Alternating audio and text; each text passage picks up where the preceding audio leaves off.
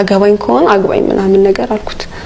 ከዛ እንዴት እንደሆንክ ተናገራ አንዴ አሁንም ልጅ ነን እያላችሁ ነው? አረ በጊዜ አግቡ፣ ተዘወጁ።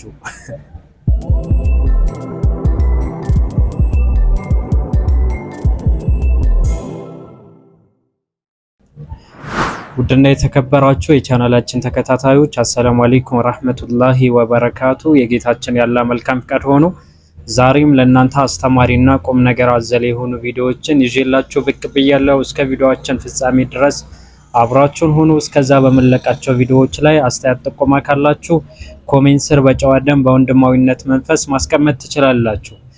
እስቲ በጣም ትንንሽ ልጆች አግብተው አይቻቸው ከዛ በኋላ ለምን አላሳያችሁም? በዚህ ወኔ እናንተ ደግሞ ገናንን የምትሉ ወጣቶች ታገባላችሁ ማለት እናገባለን በሚለው አግብተናል። ግን እስቲ እንየው።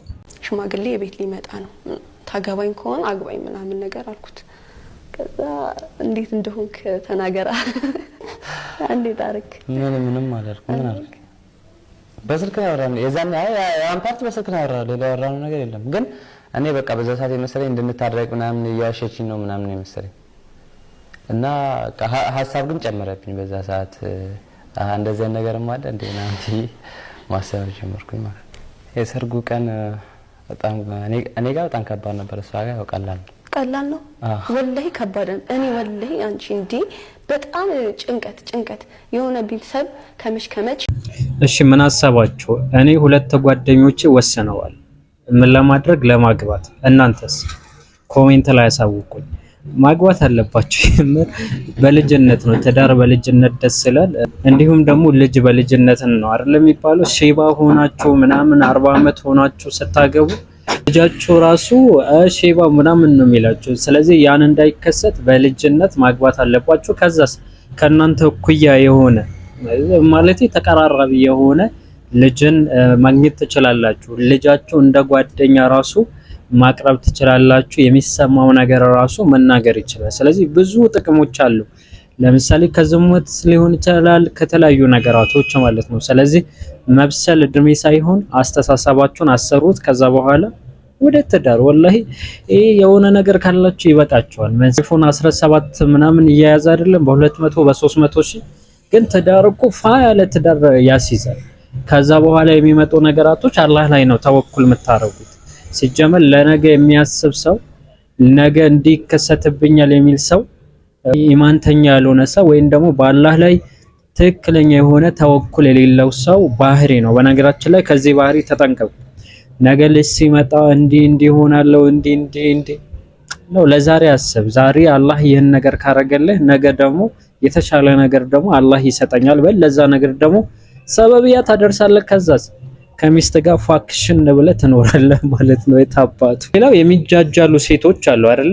ባለትዳር ሳይሆኑ እንደ ባለትዳር በሐራም በተለያዩ ነገራቶችን እንዲያረጉ። እነዚህ ልጆች ግን ትዳር ዓለም ውስጥ ገብተው በዚህ እድሜያቸው ስለ ትዳር ማውራታቸው የሚበረታታ ነገር ነው ብዬ አስባለሁ።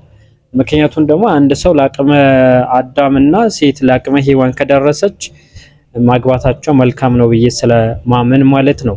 ምክንያቱም እንደነዚህ አይነት ሰዎች ሳይሆኑ አንተ ለምንድን ነው የማትወጣው? ለምንድን ነው ነገር የምትፈልገው ሁሌ ከኔ እንዴ? አንቺ ስራሽ ላይ እንጂ ምን ሆነሽ ነው? አንተ ምን ሆነህ ነው? ለምን ስራ ታጥጂ? አንቺ ያምሻል እንዴ? ምን ያምሻል እንዴ? ነው ሽፋዙ በቃ ውጡልኝ አልኩህ አይደለ? በጸባይ ውጡልኝ።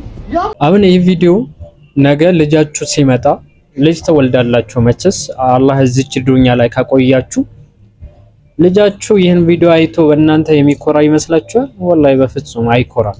የሚያፍር ነው የሚሆነው። ባንቺን ደግሞ በእናትነትሽ የሚያፍር አይነት ልጅ እንዳይሆንብሽ ከወዲሁ መታቀብ አለብሽ። ከተለያዩ ወንዶች ጋር የምታረጊው ነገር ጊዜያዊ ስለሆነ ዘላቂ የሆነ ትዳርን ፈልጊው። በነገራችን ላይ አሁን አንድ ወንድ እኮ ለትዳር መጥቶ ይጠይቃት አይኔ ይላል። ከዛ አንድ ወንድን ደግሞ ጨዋ የሆነ ወንድ እኔ አሁን አግብታ የፈታች አላገባም ምክንያቱም እንዲህ ከሌላ ሰው ጋር ነበረች እኮ ይደብራል ምናምን ነገር ይላል። ግን አለማወቅ ነው።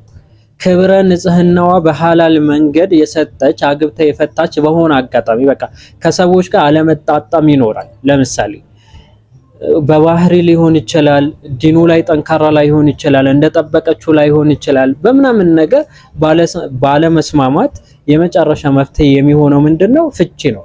ስለዚህ ያቺ ደግሞ እንደ አፎበሉኝ ለዚህ ቃል አጠቃቀሚ እንደ ቡና ቤት ሴት ለመጣው ለሄደውም እንደፈለገች ተጨማልቃ ከዛ በኋላ ያቺ የምትፈልግ ከሆነ ጤናማ የሆነ አይምሮ አላህ ብያል አላሰብም። እኔ ይሄ በጣም ክብረ ንጽህናቸው ሳያገቡ ከጣሉ ሴቶች እና አግብታ ከፈታች ሴት ለውድድር ራሱ መቅረብ የለባቸውም እኮ ወላሂ። እንዲህ አይነትን የሚያቀርቡ ሰዎችን ስለተመለከትኩኝ ነው። በዝሙት የተጨማለቀችን ሴት እየፈለክ እኔ አግብቼ ፈትቻለሁ ስትል ዞር ምትል ከሆነ ጤናማ የሆነ አስተሳሰብ የለህም። ስለ ዲነል ኢስላም ስላልተረዳህ ብትመከር ባይ ነኝ። መመከር ብቻ ሳይሆን ከዚህ አቋምህን ተመለስ ነው ማለት። ሌላው ኒቃቢስቶቻችን ወዴት እየሄዱ ነው? ኒቃብ ለባሽ እህቶቻችን ወዴት እየሄዱ ነው? በየጊዜ መልበሳቸው መልካም ነው። እኔ ብዙ ጊዜ እናገረዋለሁ።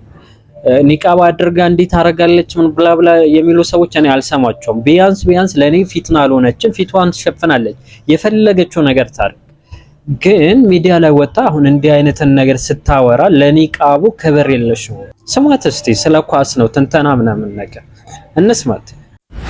አርሰናል ከኤቨርተን የሚያደርጉት ጨዋታ በጣም ወሳኝ እንደሆነ ስንቶቻችሁ ነው የምታውቁት? አምና አይታችኋል። በዚህ ሰዓት በዚህ ጊዜ ማለትም ዲሴምበር ላይ ተጋጥመዋል፣ አቻ ነው የወጡት። በእርግጥ የአምናው አርሰናል እና የዘንድሮ አርሰናል በጣም ዲፈረንስ አለው። እጅግ በጣም ልዩነት አለው።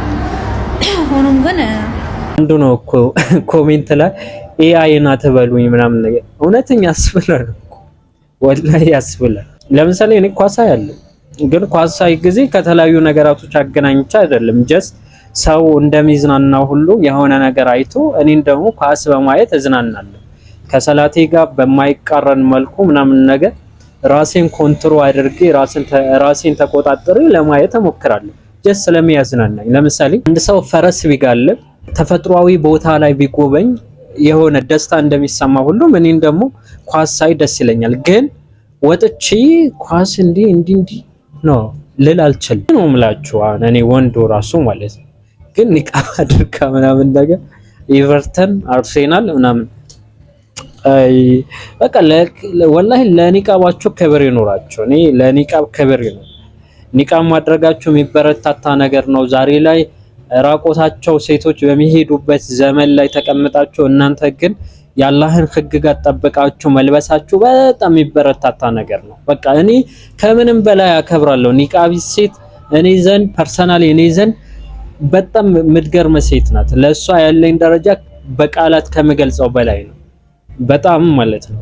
ግን እንዲህ አይነትን ተግባራትን ደግሞ ኒቃብ አድርጋችሁ ስታደርጉ በጣም ይደብራል። አይደለም ስለ ኳስ ይቀርና መንዞማ አድርጋ ባክግራውንድ ይሄ መንዞማ ያው ዘፈን እንበለው አድርጋ ከዛ ሰላም አላ ስትል ራሱ ያስጠላል፣ ስትወዛወዝ ማለት ነው። ምክንያቱም ክላሽ ያደርጋል። ካደረጋችሁት ከለበሳችሁት ነገር የምታደርጉትን ተግባር ክላሽ ያደርጋል። ስለዚህ የሆነ ሰው የሆነ ነገር ሲያደርግ ከሆነ ነገር ራሱ ይቆጠባል። ገባችኋ? መስጂድ እየሄዳችሁ ማለት ነው ከሴት ጋር ሴትን አቀፋችሁ ምናምን ከዛ መስጂድ አትገቡ። ኒቃብ አድርገሽ ደግሞ ከኒቃብሽ ጋር የማይሄዱ ነገራቶች ደግሞ አታደርጊም። ለዛው ደግሞ በአደባባይ የሰው ልጅ እኮ ስህተት ይሰራል፣ ግን ስህተታችንን በአደባባይ አናውጣው ለማለት ያክል ነው። ስለዚህ ከምንም በላይ ለሴት ልጅ ክብር ያስፈልጋታል። ክብሯ ደግሞ ምንዋ ላይ ነው? ሀያዋ ላይ ነው። ስለዚህ ሀያ ከሌለሽ ህይወት የለሽም። ማየት እናታችን አይሻ እንደምትለው ነው ለእያንዳንዱ ሃይማኖቶች የራሳቸው የመገለጫ ባህሪዎች አሏቸው ትላለች። በቃ የራሳቸው የሆነ ምን አላቸው? ባህሪ ያላቸው መገለጫ ባህሪያቶች አሏቸው። እስልምና ደግሞ ለሴት ልጅ የሰጣት ባህሪዋ ሀያዋ ነው ትላለች። ማን? እናታችን አይሻ እንግዲህ የመመናን እናት እንዲሁም ደግሞ የመልእክተኛው አለይሂ ሰላቱ ወሰላም ውድ ባለቤት የሆነችዋ እናታችን አይሻ ማለት ነው። ኢብኑ ቀይም ይህን ሐዲስ አስመልክተው ሲናገሩ ምን ይላሉ? ሀያ የሚለው ቃል ሀያት ከሚለው ግስ የተገኘ ነው ይላሉ። ማለትም ይህ ጥብቅነት፣ አይናፋርነት፣ ጨዋነት እነዚህ ነገራቶች መላበስ የሚለውን ቃል ሀያት ከሚለው ማለትም ህይወት ከሚለው ግስ የተገኘ ነው ይላሉ። ስለዚህ አንዲት ሴት ህይወት አላት የሚባለው ትክክለኛ የሆነ ህይወት ማለት እንስሳም እኮ ህይወት አለኝ ብሎ ይኖራል አይደለ? ግን ከእንስሳ የተለየ ህይወት አለኝ ብሎ የሚያስብ ሰው ሀያ ሊኖረው ይገባል። በተለይ ሴት ልጅ ማለት ነው። ሴት ልጅ በሁሉም ነገር ቁጥብ መሆን አለባት። ወርቅ ማለት ነው የሆነ ሰዎችን የሚያዩበት አደባባይ ላይ አታወጡትም ወይም ደግሞ እዛ አታስቀምጡትም። ውድ ካዝና ውስጥ የሆነ ነገር ላይ ነው የምታስቀምጡት። ምክንያቱም ውድ ነገር ስለሆነ ሰዎች እንደፈለጉ ይወስዱታል፣ ይሰርቁታል፣ ያበላሹታል ብላችሁ ስለምታስቡት። ሴት ልጅ ደግሞ እስልምና ውስጥ ከወርቅ በላይ ናት፣ ብቅ የምትያዝ ናት። ለዛ ነው ሳይኮሎጂ አንድ የሚለው ነገር አለ። ምንድነው? ውድ የሆኑ ነገራቶችን አታውጣቸው፣ ለሰው አትናገር፣ ሰዎች ይዩልኝ አትበል ይላል። ስለዚህ ውድ የሆነ ነገር ደግሞ በእስልምና ሴት ልጅ ናት። ስለዚህ ሴት ልጅ ደግሞ እንደፈለገች መሆን የለባትም። ወደ ቀጣይ ቪዲዮ ስንሸጋገር ይህን ቪዲዮ እንመልከተው እስቲ። አባ በጥራራው አፍላ ነገዴ አፍላ በረገዴ አሁ አጀግርቴ አሁ ባጀገርጎ አሁ ትረዶቴ እቴታሮቴ ተራይናቴ እቴታሮቴ ተራይናቴ። የአብሬስ መውሊድ የሚባል አለ። በየአመቱ ረመዳን 2 ወር ሲቀረው ሁሌ ይሄዳሉ። ሲሄዱ ግን ከአላህ ውጪ ለመጣራት ነው። የውላችሁ ነብዩ አለይሂ ሰላቱ ወሰላም ጓዝን ጠቅልሎ መሄድን ከ3 መስጂዶች በስተቀር ከልክለዋል ለኢባዳ።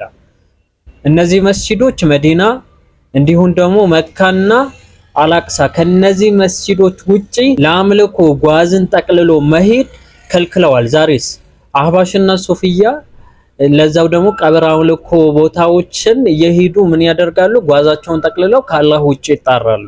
ከአላህ ውጪ ይጣራሉ ስንል በርካታ መረጃዎች ከዚህ በፊትን ዘርዝረናል። ግን ዛሬ የገረመኝ ገና አልወጣም መንዙማው እንደ ቻሌንጅ እዚህ ነሺዳ ቪዲዮ ማለት በሙዚቃ ማለት ነው እንዲዘምሩ ወይም ባክግራውንድ ክላሲካል አስገብተው እዛ ላይ እንዲጨፍሩ ከዛ የተለቀቀ የሆነ አየውኝ። አዲስ ለአብሬት የወጣ መንዙማ ይላል እና እያንዳንዱ እየተረጎምኩ የምነግራችሁ ይሆናል። እስቲ ምን እንደሚል እንስማ። ወደሱ አባ በጥራራው አፍላ ነገዴ። እንግዲህ እዚህ ጋር ምንድነው እያለ ያለ? አባ በጥራራሁ ገፍላ ነገዴ ይላል። አይ ቲንክ እንደዛ ነው። በጥራራሁ ማለት በከለላችሁ ማለት ነው። ከዛስ ጉዳት እንዳይነካኝ እያለ ነው። ነብዩላህ አዩብ አላህ ጉዳትን አገኘኝ፣ አንተ ከመሃሪዎች ሁሉ መሃሪህ ነህና እኔን ማረኝ፣ እኔን ከበሽታዬ አድነኝ ብሎ ነው ወደ ጌታው ነብዩላህ አዩብ አለይሂ ሰላም የጠየቁ። ዛሬስ የአብሬሽ አባ እየተባለ በጥራራሁ ማለትም በከለላችሁ አድርጉኝ፣ ገፍላ የተለያዩ ጉዳቶችን እንዳይነካኝ እያለ ነው። እሺ ቀጥሎ ይህ ብቻ አይደለም እንግዲህ ሽርክ 2ም ሆነ 3ም ሆነ አላህ ዘንድ እንትን አለው። ብዙ የሰራ ትንሽ የሰራ ይባላል አይባልም። አንዲትን ሽርክ ማለት ነው ስራዎች በአጠቃላይ ድምጥማጥ ያጠፋል። ምክንያቱም የአላህን ሐቅ ለፍጡራኖችን አሳልፎ መስጠት ስለሆነ አላህ ሌሎች ወንጀላቶችን ይመራል ከሽርክ ውጪ ማለት። እሺ ቀጥሎ ምን አለ? ገፍላ በረገዴ አሁ አጀግርቴ ገፍላ በረገዴ አሁ አጀግርቴ አለ። እንግዲህ ተመልከቱ፣ ጉዳት ከነካኝ እርሶ ነው ማስቸግረው፣ በከለላችሁ ጠብቁኝ አለ። ከዛስ ከለላችሁ ካጣሁኝ ራሱ የሆነ ጉዳት በህይወቴ ከተከሰተ እርሶ ነው ምጠይቀው፣ እርሶ ነው ማስቸግረው እያለ ነው። ሰው ይህን እየሰማ ይላል። ኧረ ቢስሚላህ እኔ ወላሂ ወጣት ናችሁ ቢያንስ አካዳሚካሊ እውቀት ቀስማችኋል ይባላል። ስልጡን የሆነ ከተማ ልጅ ነን ትላላችሁ፣ ግን አስተሳሰባችሁ ሼም ወላሂ ላዚም በጣም የሚያሳፍር የዘቀጠ። ለዛው ደግሞ ይህን ነገር በጉራጌኛ ቋንቋ አድርገ ከዛ በኋላ እናትና አባት ምንም የማያውቁ እናትና አባት እንዲሰሙ እያደረክ ነው። የፍርድ ቀን እንዳለ ረሳችሁት። የአላህን መብት አንተን ብቻ እንገዛለን፣ አንተንም ብቻ እርዳታን እንጠይቃለን የሚለው ሱረቱል ፋቲሃ ላይ በ5 ወቅት ሰላት ሰው 17 ጊዜ ይቀራል በ24 ሰዓት ውስጥ ማለት ነው። ሱረቱል ፋቲሃ ብቻ ማለት ነው። ያ ሁሉም እየቀራ ማለት ነው። ነገር ግን ዛሬ ምንድነው በሚያሳዝን ሁኔታ ከአላህ ውጪ ከጉዳት ከለላ የሚሆን የአብሬሽ ሼህ ናቸው እያሉ ነው። እሺ እንቀጥል። አሁ ባጀገርሁ አሁ ትረዶቴ እትታሮቴ ተራይናቴ አሁ ባስቸገርኩዌ አሁን አንዴ እንድገመው ማለት ረሳሁት ቃሉ ማለት ነው። አሁ ባስቸገርሁም አሁ ትረዶቴ ማለትም እናንተ ካስቸገርኩኝ መልሳችሁ ደግሞ እናንተ ነው የምትረዱኝ አባ እያለ ነው የአብሬሽ። ኢማጅን አድርጉ ወላሂ ላዚም ይህን ሽርክ ካልሆነ በቃ ሽርክ የሚባል ነገር የለም እዚች ምድር ላይ። የመካ ሙሽሪኮች ወላሂ የተለያዩ ችግር ላይ ጭንቅ ላይ ሲሆኑ እንግዲህ መከራ ሲደርስባቸው ጊዜ አላህ ነበረ የሚማጸኑ። መርከብ ላይ ሲሆኑ ጭንቅ ውስጥ ሲሆኑ ማዕበል ሲመጣባቸው አላህን ብቻ ጥርት አድርገው ለዛው ማለት ነው ጥርት አድርገው አላህን ይጣሩ ነበር። ከመርከቡ ስናድናቸው ደግሞ ከአላህ ውጪ ይጣራሉ ብሎ ቁርአን ላይ የተቀመጠ እውነታ ነው። ዛሬስ ጭንቅ ውስጥ በሆነ ራሱ ከጭንቀቴ እንድታወጡኝ እርሱ ነው ማስቸግረው፣ ስለዚህ ከጭንቅ ገላግሉኝ እያለ ነው። ወነአውዙ ቢላህ አይደለም አንተ ሊገላግሉ ይቅርና እሳቸው ራሱ የተለያዩ ነገራቶች መከራዎች ደርግ ዋቢ ውሃ ውስጥ ሲጨምራቸው ጊዜ ተውሂድ ሲያስተምሩ ጊዜ አንተ እንደምትቀጥፍባቸው እንደዚህ ሽርክን አላስተማሩ። ሰዎች ከጥንቁልና እንዲወጡ ያስተማሩ ድንቅ አባት ናቸው፣ ሼህ ናቸው። አንተ ግን መተህ እሳቸው ላይ ድንበር አለፍክ። ግን እውነታው ምንድነው? ዋቢ ውሃ የሚባለው ቦታ ከወልቅጤ ትንሽ አልፋችሁ ያለው ወንዝ ላይ ደርግ ገሏቸዋል። እዛ ላይ ግን ራሳቸው ራሱ መከላከል አቃታቸው። አንተ ግን ራሳቸውን መከላከል ያልቻሉ ሰው ምን ታረጋለህ? እሳቸው ላይ ድንበር አልፈ ድረሱልኝ፣ ከለላ ሁኑኝ፣ ጠበቃ ሁኑኝ፣ እንዲሁኑኝ እያልክ ነው። ወነአውዝ ቢላህ። አላህ ሱብሓነሁ ወተዓላ ወንድምና እህቶች እኛም ቤተሰቦቻችን እንዲሁም ህዝበ ሙስሊሙ ከሽርክ ይጠብቃል። ለዛሬ ይህን ካልኳችሁ ሀዛ ወቢላሂ ተውፊቅ ወሰለላሁ ዐላ ነቢና ሙሐመድ ወዐላ አሊሂ ወሰህቢሂ ወሰለም። ወሰላሙ አለይኩም ወራህመቱላሂ ወበረካቱ።